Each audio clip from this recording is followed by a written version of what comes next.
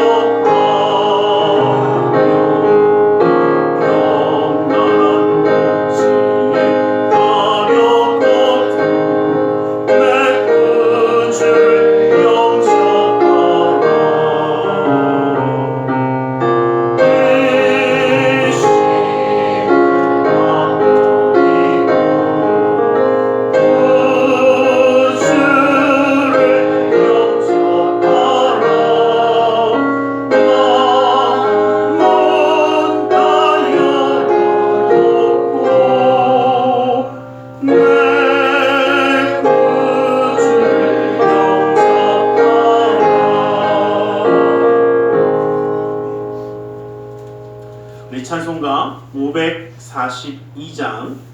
542장 토합 찬송가는 340장에 있습니다. 토합 찬송가는 340장에 있습니다. 542장으로 우리 하나님께 찬양 드리겠습니다.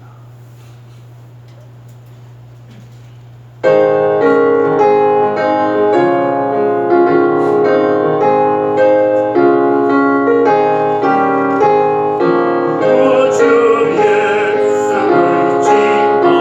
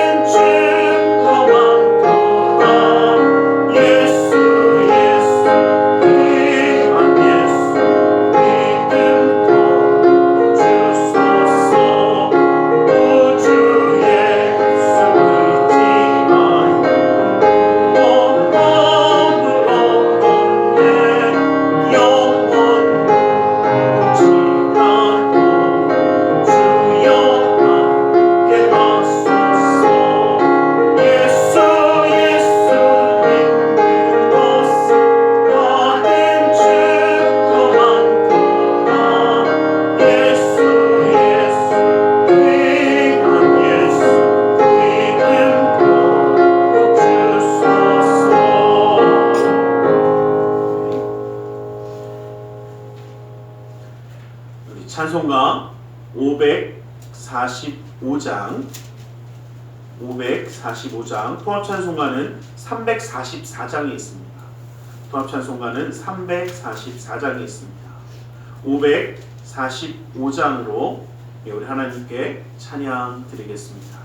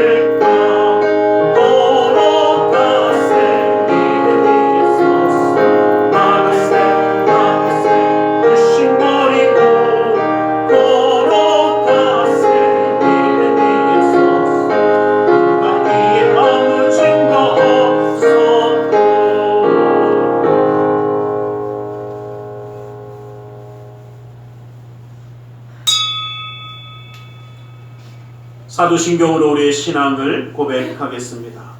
전능하사 천지를 만드신 하나님 아버지를 내가 믿사오며 그 외아들 우리 주 예수 그리스도를 믿사오니 이는 성령으로 잉태하사 동정녀 마리아에게 나시고 본디오 빌라도에게 고난을 받으사 십자가에 못 박혀 죽으시고 장사한 지 사흘 만에 죽은 자 가운데서 다시 살아나시며 하늘에 오르사 전능하신 하나님 우편에 앉아 계시다가 거기부터 산자와 죽은 자를 심판하러 오시리라.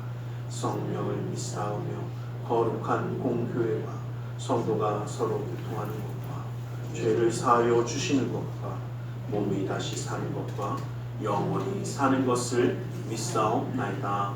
아멘. 찬송가 543장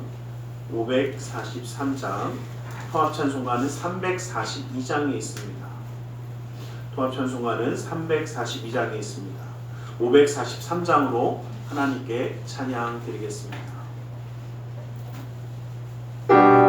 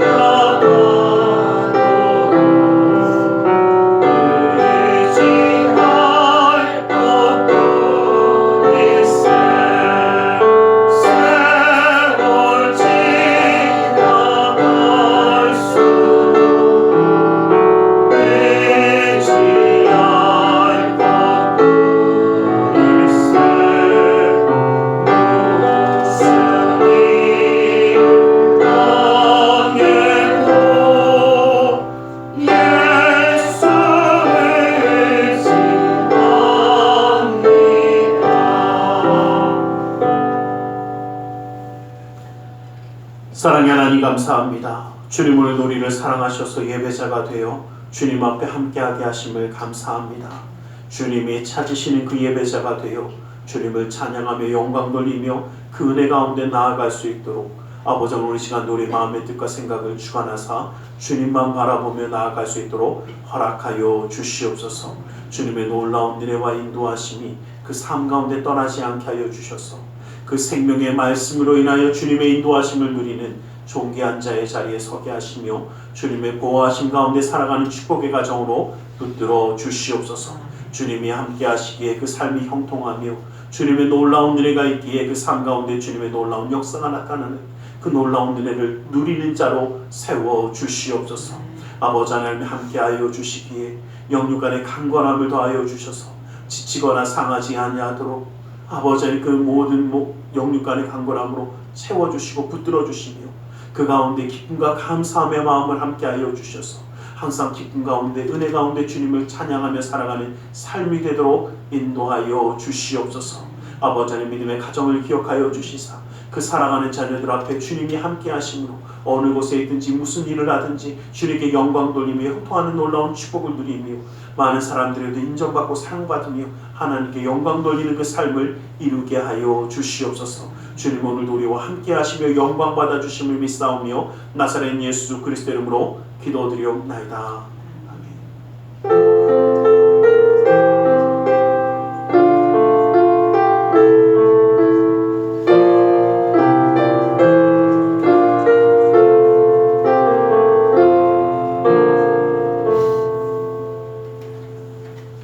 오늘 함께 예배 받으신 하나님의 생명의 말씀 마가복음 8장 35절 말씀을 함께 한번 보겠습니다. 마가복음 8장 35절의 말씀입니다. 마가복음 8장 35절의 말씀을 함께 보겠습니다.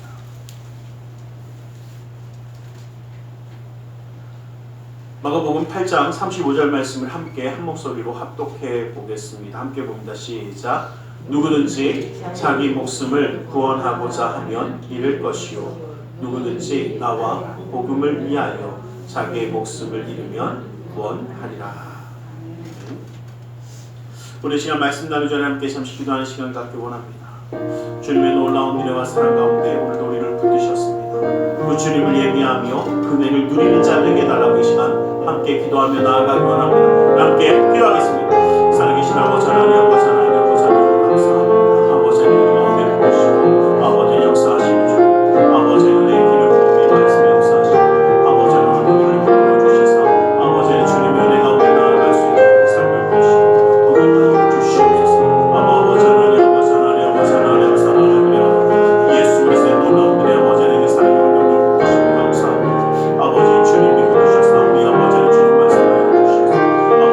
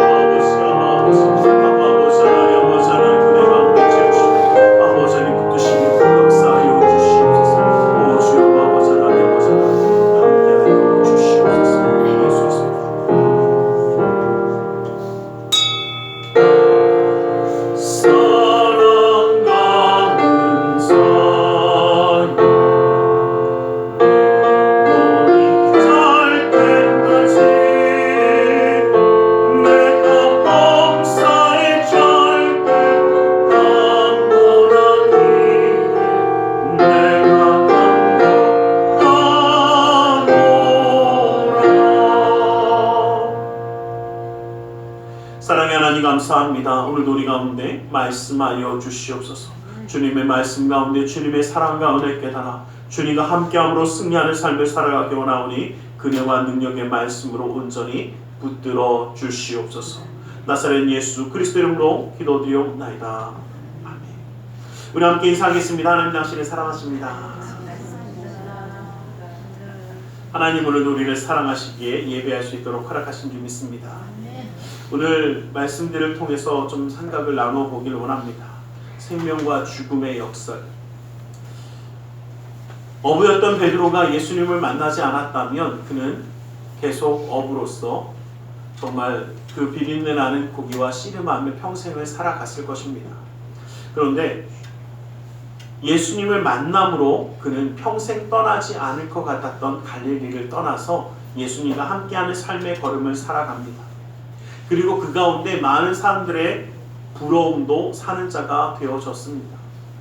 게다가 예수님의 인정받고 칭찬을 받았을 때 그는 정말 성공에 대한 확신과 내가 뭔가 할 수 있다라는 마음이 부풀어서 정말 그 모든 것을 가지고 있었습니다.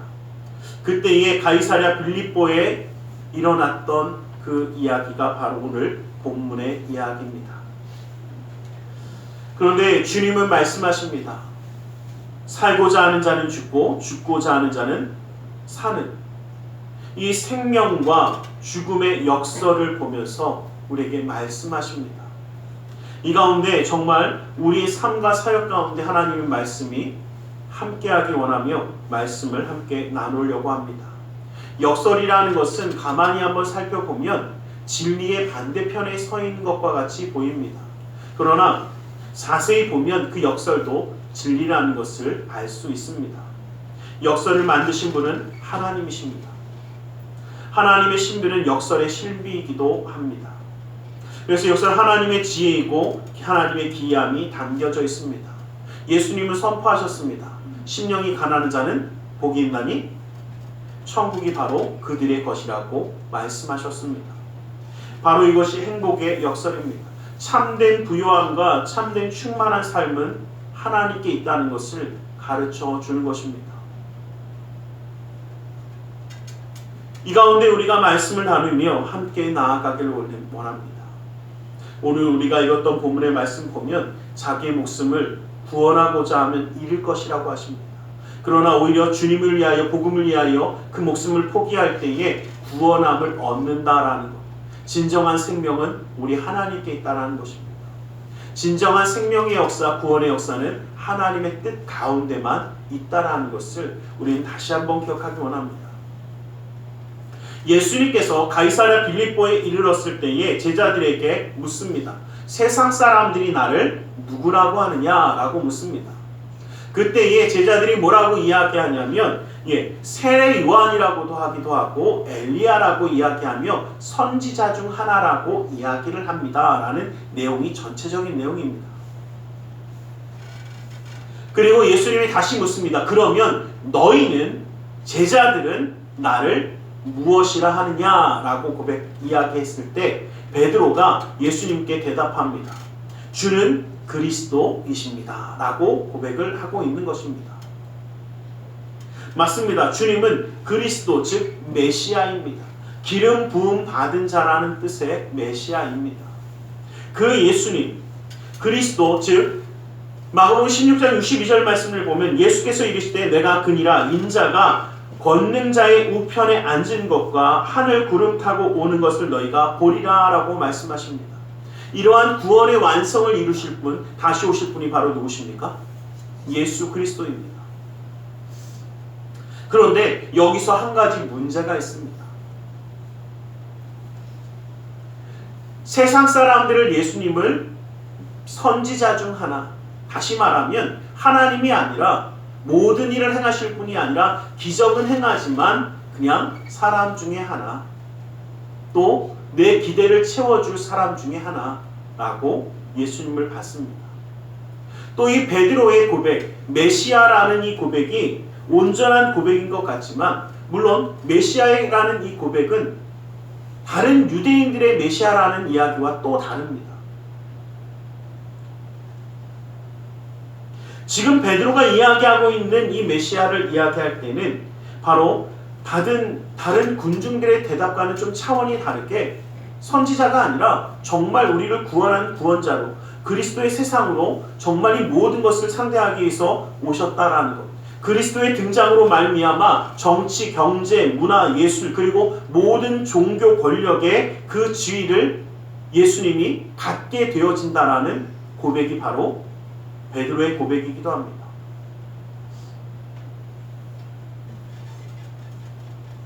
저희가 기억할 것이 있습니다. 세상 사람들의 고백이 다르고 제자들의 고백이 달랐습니다. 그러나 정작 예수님이 원하셨던 그 대답과는 또 달랐습니다. 우리는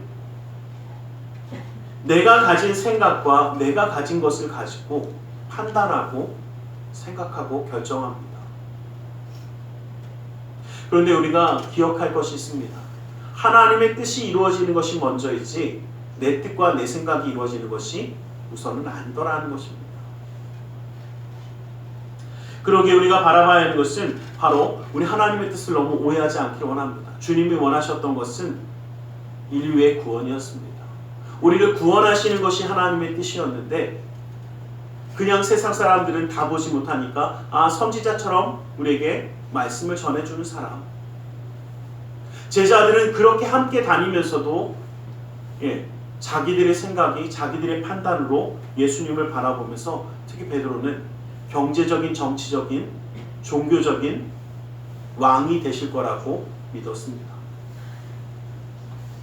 예수님의 30절 말씀에 보면 그 사실을 아무에게도 말하지 말라라고 경고하십니다.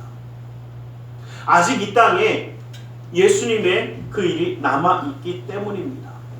왜냐하면 예수님은 그 이 세상에 온전히 사랑받는 자가 아니라 누가복음 17장 25절 말씀을 보면 그러나 그가 먼저 많은 고난을 받으며 이 세대에게 버림바 되어야 할지니라. 하나님의 예언하신 그 말씀, 하나님의 계획하신 이루어짐을 알기 때문에 메시아로서의 선포가 아니라 그 고난을 감당하기 위해 기다리시는 것입니다. 그러기에 아무에게도 이야기하지 말라고 경고하십니다. 그런데 여기서 경고하시다라는 이 말이 에피티마오라고 이야기하는 이 단어인데, 에피티마오라는 단어는 조금 그냥 그렇게 하지마 이 정도가 아니라 꾸짖다, 책망하다라는 뜻의 의미를 포함하고 있습니다. 그러니까 조금 그냥 경고하는 정도가 아니라 조금 세게 경고하고 책망하듯이 하지 말라고 딱 끊어버리는 겁니다. 그런데 또 그 반면에 31절 말씀을 보면 예수님께서 자신에게 일어날 고난과 죽음과 부활을 설명하시면서 스스로 메시아이심을 드러내고 있습니다. 아니, 얘기하지 말라고 그래놓고 제자들에게는 다 어떻게 합니까? 다 설명해 주십니다. 인자가 뭐 해야 될 것을 죽어야 되고 그 고난을 당해야 되고 다시 살아날 것을 말씀해 주셨습니다. 이것은 예수님께서 당시 메시아에 대한 일반적인 기대와 동떨어진 이야기입니다. 유대인들이 가진 이 메시아에 대한 기대는 외세의 압제 속에서 주권 없이 살아가는 자기들에게 주권을 찾아다 줄 줄 알았습니다. 민족의 문제를 해결해 줄 줄 알았습니다. 정치적인, 경제적인, 종교적인 왕국을 세워서 한 자리 줄 줄 알았습니다. 그런데 예수님은 뭐라고 하십니까? 나는 인자로 와서 사람들의 대속물, 다시 말하면 나는 고난을 받고 죽기 위하여 이 땅에 왔다라고 선포하고 계십니다. 그 선포가 바로 주님의 뜻이었습니다. 세상 사람들의 주님을 보는 것과 제자들이 보는 것과 예수님이 보는 모습이 다 달랐습니다. 예수님이 원하셨던 것은 이 땅 가운데 정말 그렇게 끝나는 것이 아니었다라는 것입니다.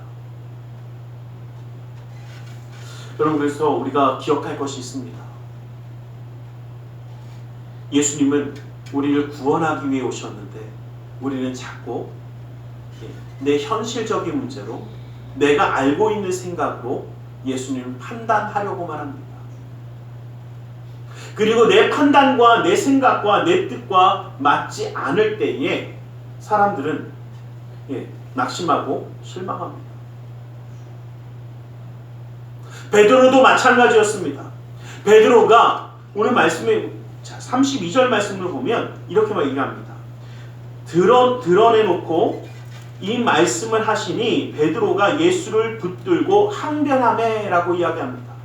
예수님이 드러내놓고 이제 십자가에 죽을 것과 부활에 대해서 모든 것을 설명하시니까 베드로가 예수님을 붙들고, 아니 제자가 스승을 그냥 붙들다라는 표현은요, 붙들고 항변하다라고 얘기하는데, 여러분 제가 아까 에피티마오가 경고하다라는 단어로 쓰였다고 얘기했지만 오늘 지금 여기 항변하다는 단어도 똑같은 단어를 썼습니다. 번역만 조금 다르게 한 겁니다. 다시 말하면 에피티마오라면 제가 뭐라고 했습니까? 좀 더 강하게 하는 이야기, 꾸짖다, 책망하다는 말이 들어간다고 드리지 않았습니까? 다시 말하면 예수님을 꾸짖는 겁니다. 책망하는 겁니다. 그러니까 베드로의 말을 조금 풀어서 생각을 해보면 이런 얘기입니다. 아니 어떻게 이럴 수 있습니까? 당신만 바라보면서 여기까지 왔고 좋은 날이 올 것이라고 확신과 그 기대감에 차서 여기까지 왔는데 고난과 죽음을 당한다니 그게 지금 무슨 말입니까? 라고 이야기하면서 실망과 분노의 마음을 표현하고 있는 겁니다. 예수님을 붙들고 항변하다라는 것이 바로 이러한 뜻입니다. 종교적인, 정치적인 그 모든 것을 이기면서 나라를 세울 줄 알았는데, 뭔가 좋은 것을 가져올 줄 알았는데 도대체 무엇하고 있는 겁니까? 왜 내 생각과 내 뜻과 다른 이야기를 하십니까? 여러분 한번 여쭤보겠습니다. 예수님 만약에 십자가 안 지시면 어떻게 됩니까? 구원의 역사가 이루어지지 않습니다. 그런데 내가 알고 있는, 내가 생각하는 그 조그만 지식과 조그만 생각을 가지고 예수님을 뭐 하려고 합니까? 판단하려고 하니까 문제가 생긴 겁니다. 예수님이 8장 1절부터의 말씀을, 저희가 지금 8장 35절 말씀을 읽었지만 8장 1절부터의 말씀을 보면 오병이가 아닌 칠병이었습니다. 떡 7개와 물고기 2마리 가지고 4,000명을 먹이시고 7 광주리를 남기는 그 말씀이 나옵니다. 그리고 그 모든 말씀 가운데 하면서 뭐라고 해요? 이 세대가 표적을 구하나 주지 않겠다라고 말씀하십니다. 왜?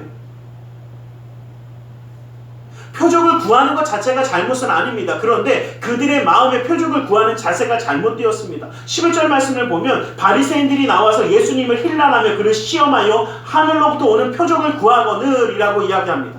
그들이 원했던 것은 예수님을 시험하는 거였습니다. 내가 판단하는 거였습니다. 아니야 라고 하는 것에 대해서 이야기하고 싶었던 것이지 정말 그 기적을 통해서 예수님을 믿고자 했던 것이 아니었습니다. 여러분, 내 생각과 내 뜻과 다르면 잘못된 것입니까?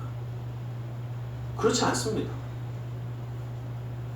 예수님은 우리를 구원하기 원하셨고 베드로는 정치적인, 경제적인, 종교적인 왕국을 세우는 거 원했습니다. 그런데 무엇이 더 완전한 구원입니까? 여러분, 나라 하나 세워졌다 망하는 거 금방 아닙니까? 경제적으로 조금 부유하면 뭐합니까? 삐끗하면 다 날아가 버리더라고요. 그거 별거 아닙니다. 근데 우리는 자꾸 내 눈에 맞는 표적만을 구합니다.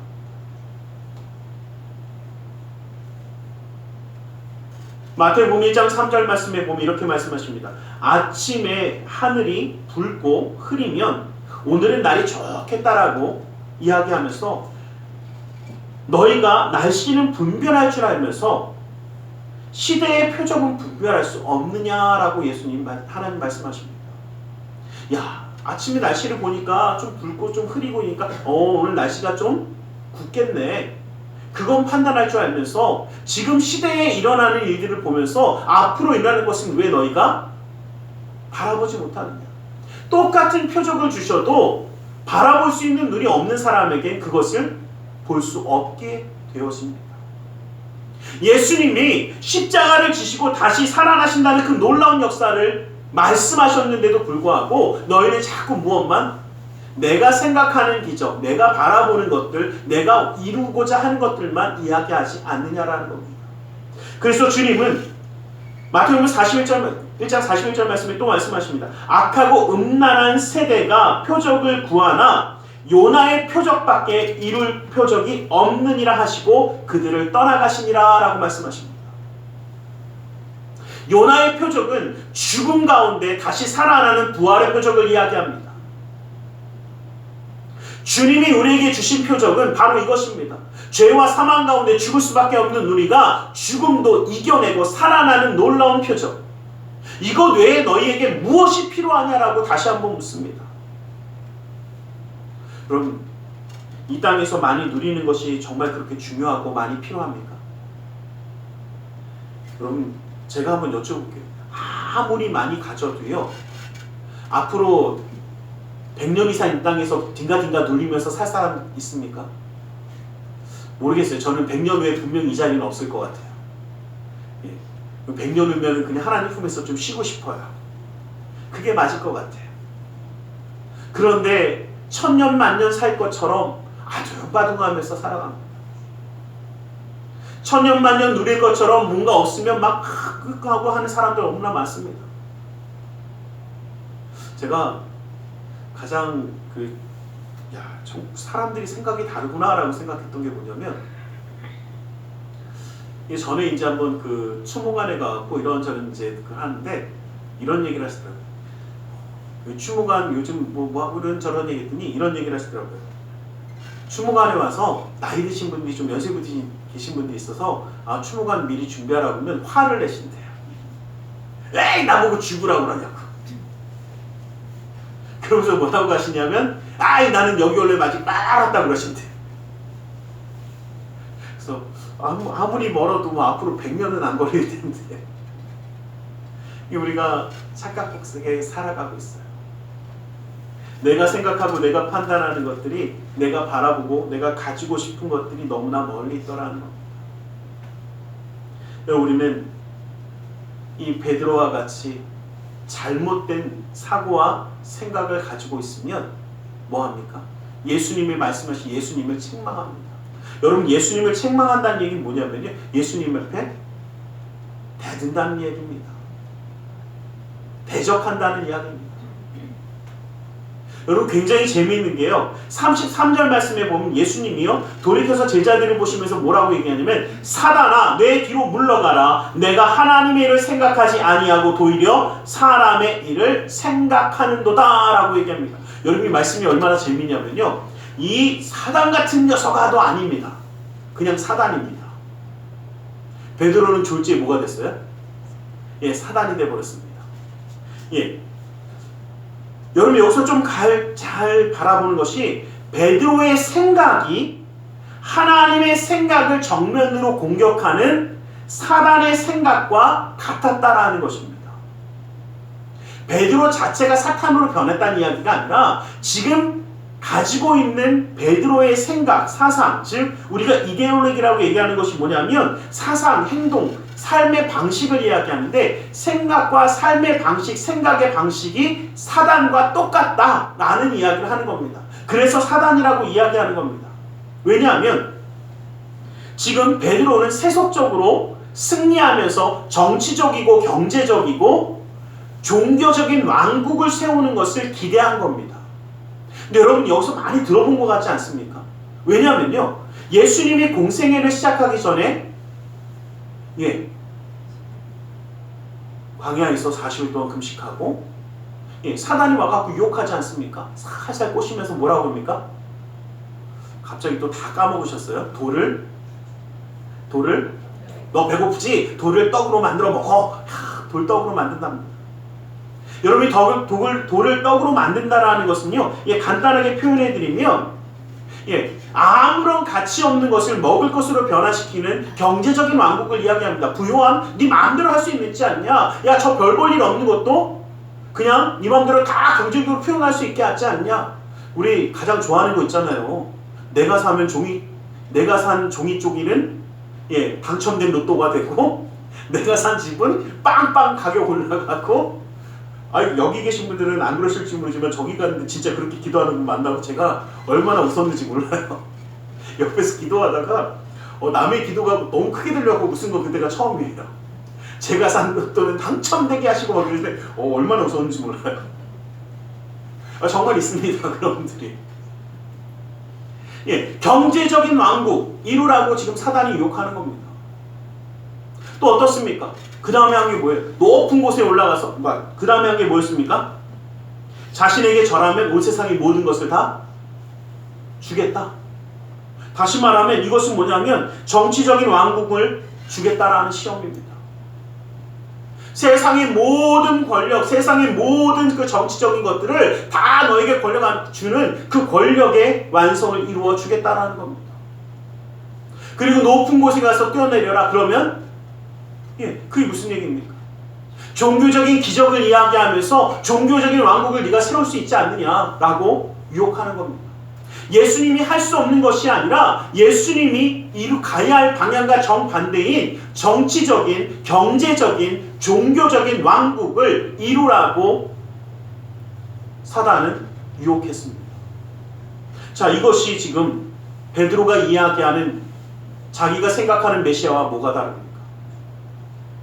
예수님은 우리를 위하여 십자가를 지시고 죄와 사망을 그 죄를 감당하시고 죽어서 살아나셔야 하는 부활의 역사를 감당하셔야 되는데 거기다 대고 예수님께 뭐라고 얘기하냐면 지금 유대인들이 생각하고 내가 생각하는 것처럼 정치적이고 정제적이고 종교적인 왕국의 왕이 되어달라고 이야기하는 것 사단의 유혹과 똑같습니다. 아니 어쩌면 사단이 베드로의 입을 빌려서 다시 한번 유혹하는 겁니다. 마지막 십자가를 지기 전에 유혹하는 겁니다. 이렇게 하라고. 그래야 네가 살아날 수 있지 않느냐라고 이야기하는 겁니다. 여러분, 주님 우리에게 뭐라고 하셨습니까? 하나님의 뜻이 먼저입니까? 이 땅에서 이루어낸 것이 먼저입니까? 너무 잘 아시네요. 그래서 골로새 3장 2절 말씀 보면 위의 것을 생각하고 땅의 것을 생각하지 말라. 근데 어쩜 우리 이렇게 거꾸로 하는지 몰라요. 땅의 거는 열심히 생각하면서 하나님의 뜻, 하나님의 계획하심을 잘 생각 안 하려고 그래요. 내가 가지고 싶은 거, 내가 누리고 싶은 거 이것이 먼저 되어지고 세상의 그 모든 사상과 습관들이 먼저 되어버리면 사단의 이대로 사단의 생활 습관과 우리가 무엇이 다릅니까? 베드로도요, 예수님의 제자였던 베드로도 잘못된 생각을 가지고 잘못된 사상을 갖고 있으니까 사단과 똑같은 이야기를 하지 않습니까? 여러분, 우리는 이러한 모든 것에서 좀 벗어나야 합니다. 8장의 그 중간의 말씀을 보면 예수님이 또 이런 말씀을 하십니다. 바리새인의 그 누룩을 조심하라. 바리새인과 서기관들의 누룩을 조심하라고 말씀하시는 이유는 뭐냐면 적은 누룩이 온 덩어리를 어떻게 합니까? 여러분 혹시 누룩 그러니까 못 알아듣는 이스트 같은 거 빵 만들 때 조금 넣으면 어떻게 됩니까? 나중에 되면 빵이 막 부풀어 오릅니다. 그런데 그 이스트 조금 넣습니까? 왕창 넣습니까? 누가 또 그래 왕창 넣어야 왕창 넣으면 써서 못 먹어요.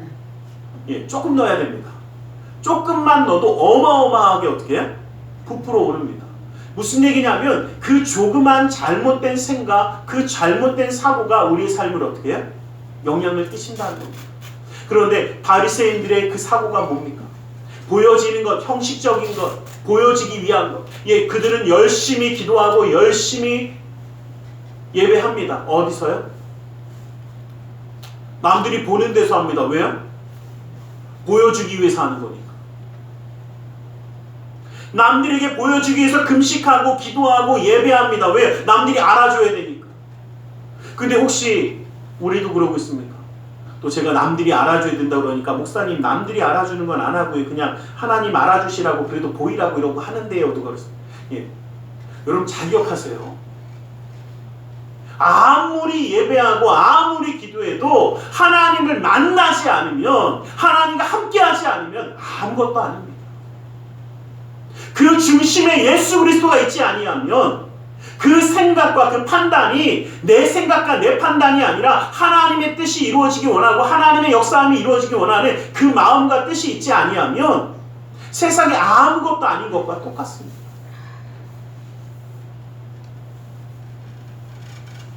여러분, 예수님처럼 살아가기 원하신다면서요. 예수님 품으신다면서요.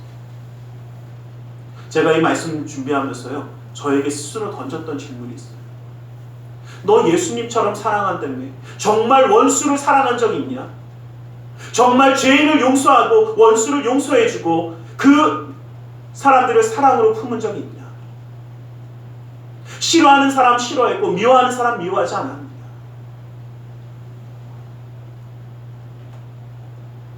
예수님의 말씀대로 살아간다고 이야기했으며 정말 그들을 사랑으로 품는다고 이야기했으며 용서하고 사랑할 수 있어야 합니다.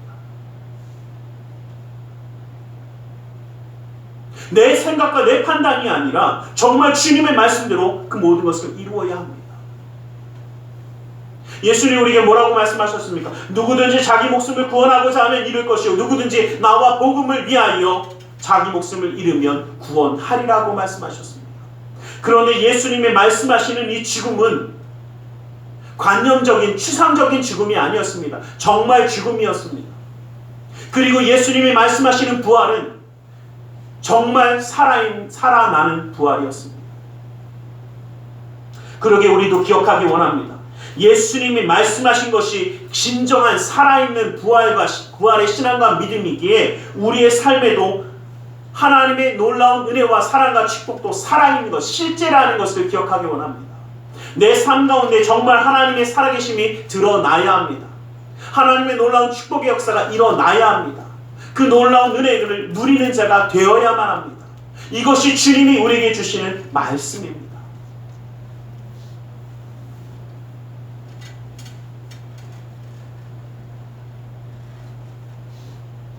우리는 고린도전서 9장 23절 말씀을 보면 내가 복음을 위하여 모든 것을 행함은 복음에 참여하고자 함이라 라고 말씀하십니다. 예수 그리스도의 아름다운 소식이 우리의 것이 되길 원하십니까?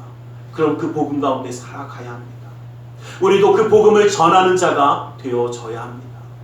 그 놀라운 은혜를 증거하는 자가 되어져야 합니다. 디모데후서 1장 8절 말씀을 보면 그러므로 너는 내가 우리 주를 증언함과 또는 우리 주를 위하여 갇힌 자 된 나를 부끄러워하지 말고 오직 하나님의 능력을 따라 복음과 함께 고난을 받으라 라고 말씀하십니다.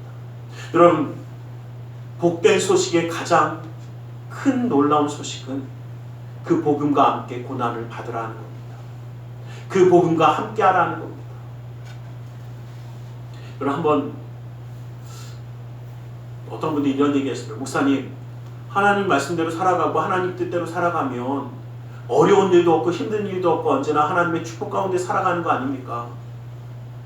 예, 맞습니다. 그런데 우리가 생각하는 축복과 그 은혜와 세상이 바라보는 축복과 은혜는 좀 다릅니다.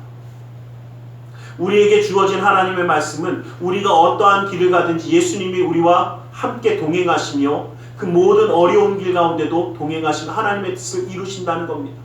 그런데 예수님이 가신 그 길은 십자가의 길입니다.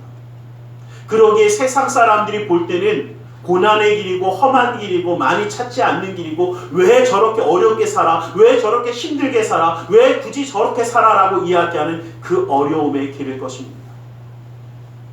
그러나 기억하십시오. 주님이 함께 하시는 축복의 길입니다. 주님이 그 걸음걸음을 지키시는 놀라운 은혜의 삶입니다.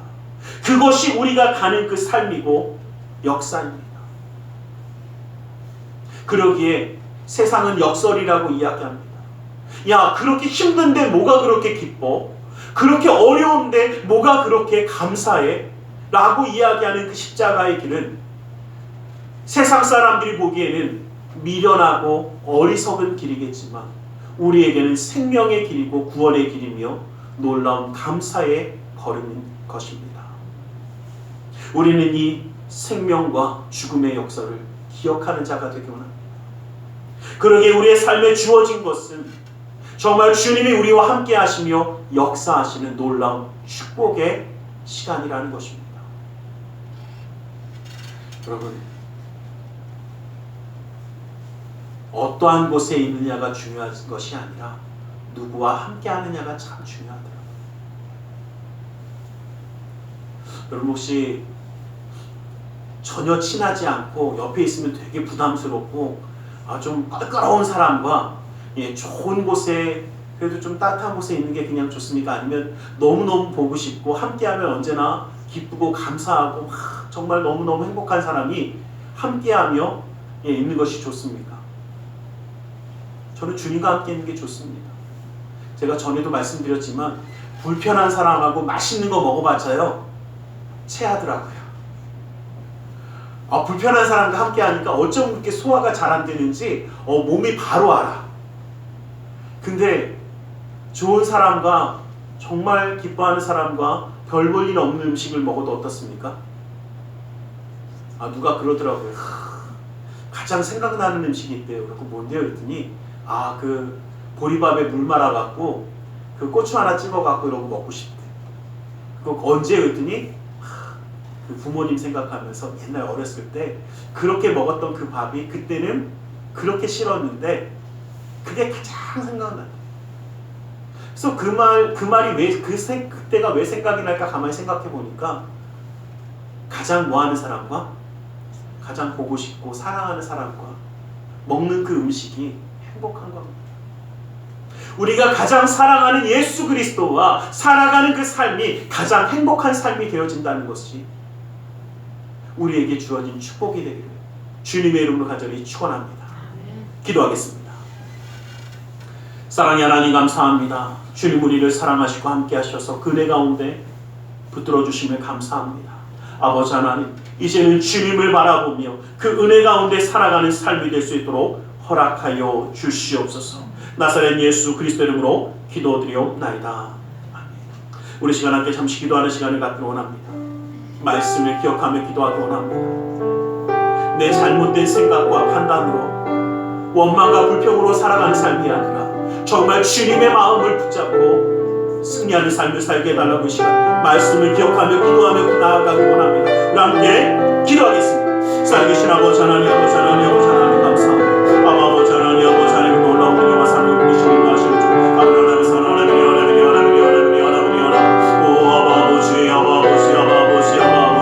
예수 그리스도의 놀라운 은혜 아버지 하나님께 사랑을 부리시는 주님 아버지 하나님 내 기름 부음으로 말씀에 역사하시도록 아버지의 삶을 붙들어 주시옵소서. 주 예수의 사랑을 사랑하는 예수 주님만이 아버지 하나님 내 삶의 주인 되시는 주님만 아버지 하나님 사랑하는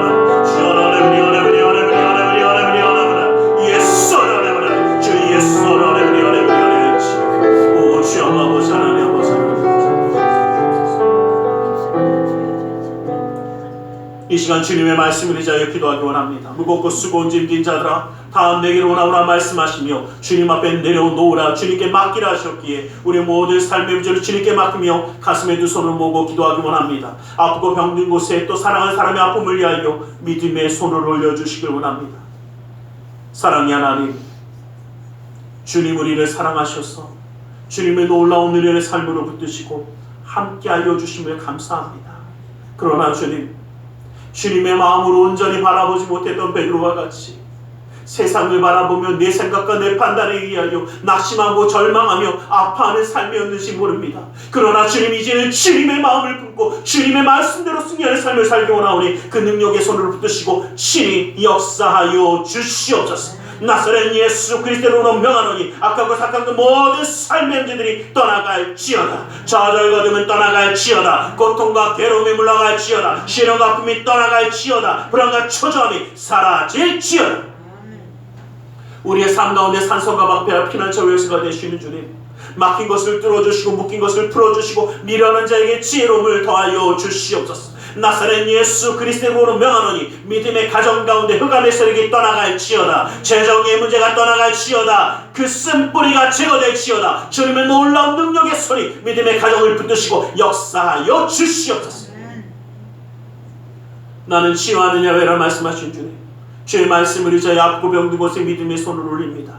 하늘의 문을 여시고 치료의 광선을 발하여 주시옵소서. 나사렛 예수 그리스도의 이름으로 명하노니 악하고 삭한 그 모든 병만을 그 몸에서 떠나 물러갈지어다. 예수의 이름으로 깨끗함을 입을지어다. 십자가로 친함을 받을지어다. 하나님의 말씀으로 성령의 몸으로 친함을 받을지어다. 예수 그리스도의 보혈의 피로 씻김받고 떠나갈지어다. 사랑하는 사람의 아픔을 위하여 믿음의 손을 올립니다.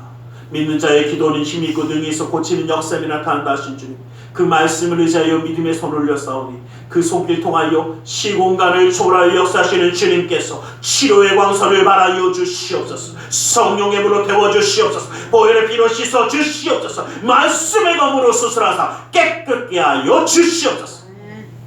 우리의 삶 가운데 역사하시는 주님, 영육 간의 강건함을 더하여 주시고 주님과 함께 나아가는 그 모든 삶의 걸음걸음마다 주님 지키시고 인도하여 주시옵소서. 나사렛 예수 그리스도의 이름으로 기도드리옵나이다. 아멘.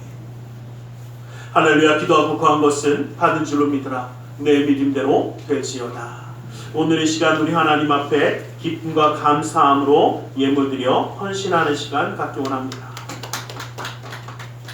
사랑의 하나님 감사합니다. 주님 앞에 예물드리기 원하오니 주님 온전히 받아 주시옵소서. 나사렛 예수 그리스도의 이름으로 기도드리옵나이다.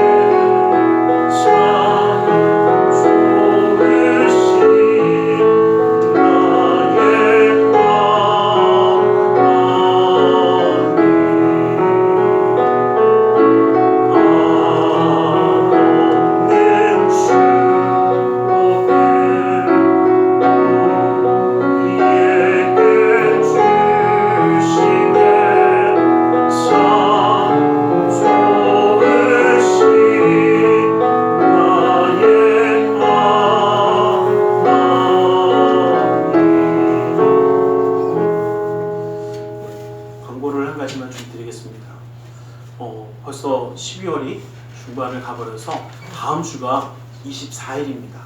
그래서 월요일은 25일 성탄절 예배를 드리기 위해서 다음 주일에도 한 번 더 광고를 드리겠지만 25일 성탄절에 예배가 있습니다. 근데 저희가 이번에는 9시, 11시 두 번만 예배를 드릴 겁니다. 그래서 여러분 기억하시고 1시에 왔는데 없지 그러시면 없습니다.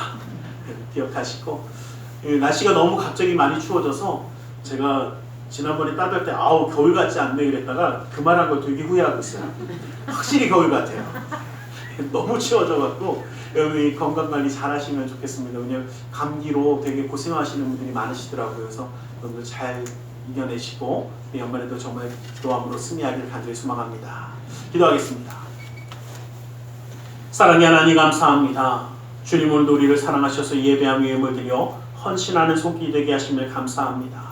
이 모든 것 받아주시고 쓰여지는 곳마다 우리 주 예수 그리스도의 놀라운 은혜와 하나님 나라의 확장을 이루어 주시옵소서. 주일 예물을 받으사 그 은혜로 그 삶을 온전히 붙들어 주시며 감사의 예물을 받으사 감사의 제목이 삶 가운데 떠나지 않게 하여 주시며 11주 예물을 받으사 그 약속의 말씀처럼 쌓을 것이 없도록 부어주시는 풍성함의 축복을 삶과 가정 가운데 온전히 더하여 주시옵소서. 이웃을 향한 구제의 손길, 성전을 향한 사랑의 손길, 세계 열방을 향한 선교의 손길을 기억하사 주님의 뜻 온전히 이루어 주시옵소서.